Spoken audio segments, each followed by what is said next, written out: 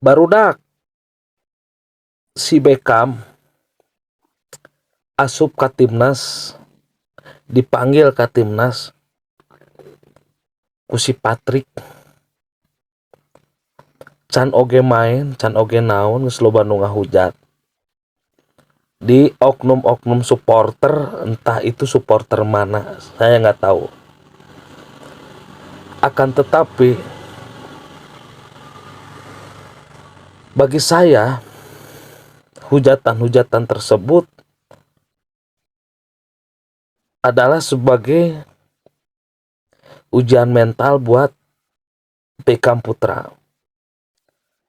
Sebab apa? Beckham Putra itu adalah salah satu pemain bintang Persib Bandung yang saat ini back to back. Jadi wajar pada banyak yang ngehujat ke Beckham Putra, wajar. Akan tetapi di sini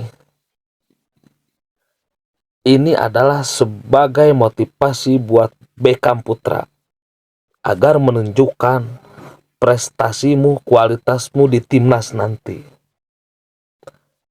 Beckham,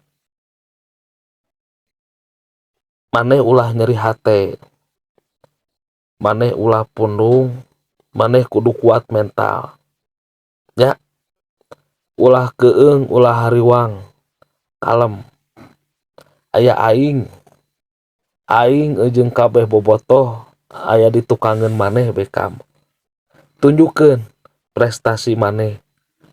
Bungkam mulut-mulut anu geus ngehina maneh ku prestasi terbaikmu Beckham.